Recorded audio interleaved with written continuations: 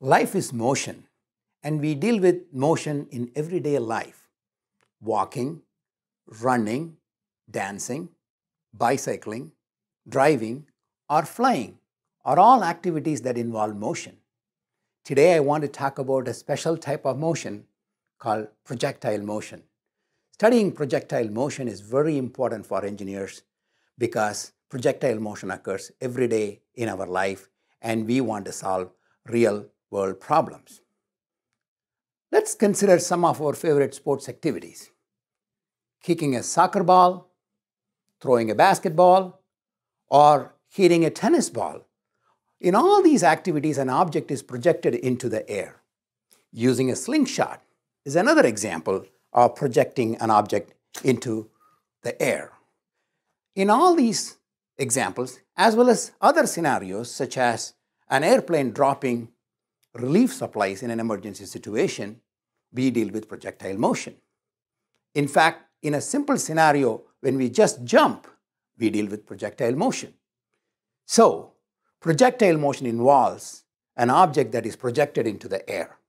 An important assumption we make is that the projected object continues its motion by its own inertia, by its own weight, and is influenced only by the force of gravity, nothing else, just gravity, all right?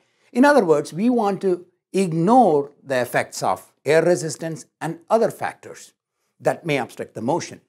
So the projectile motion is when the only force acting on an object is the force due to gravity, all right? That's the working definition that we have. With that, let's move on and take a look at some of the kinematic parameters that we deal with in any motion. Motion, the word itself means there is movement from one place to another place, one location to another location.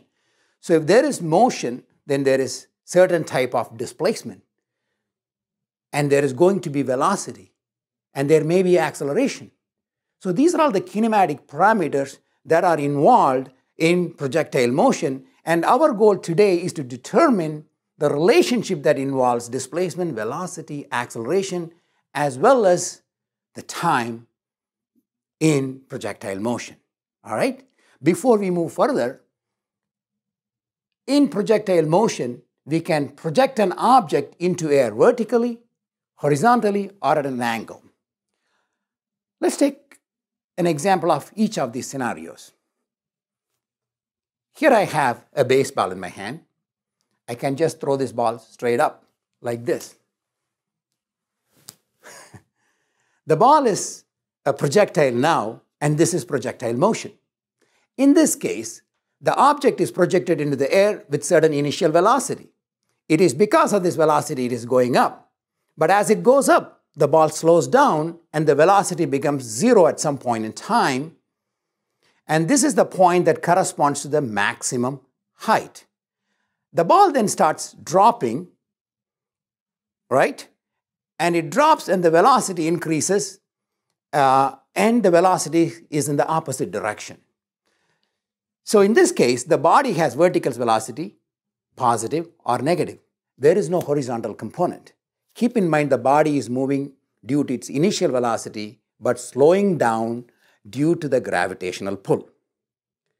Now let's consider a different scenario. I just dropped this ball, and this ball is at rest, meaning there is no initial velocity, or the initial velocity is zero, and I just dropped this ball.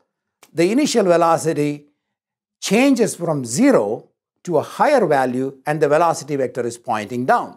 In this case, the ball has only vertical velocity, which is negative. All right? The vertical motion of this projectile in this case is during the free fall. So the acceleration during the free fall is downward acceleration of the acceleration due to gravity. Finally, let's look at the third scenario. We looked at the scenario where we throw the ball up, drop the ball down, and let's take a look at the scenario when we throw the ball at an angle. All right? So we throw the ball at an angle. This is more general form of projectile motion, as you can see, because the body experiences complex motion. It has both vertical and horizontal motion. This means the velocity vector has two components, an x component and a y component.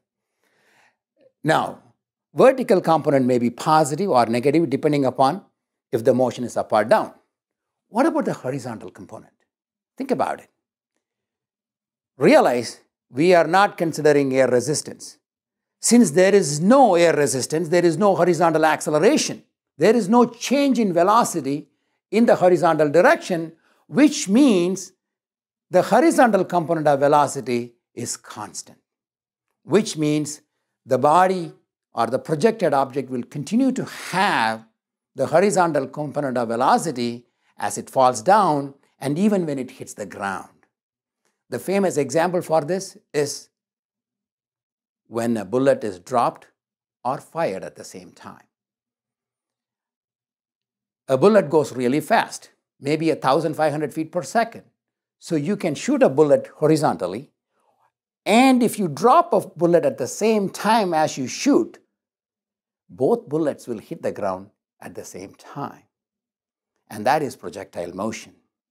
So, in summary, projectile motion is when the only force acting on the projected object is gravity. That's a very important assumption. In projectile motion, an object may be projected into air vertically, horizontally, or at an angle. And remember, the horizontal component of the velocity is always constant.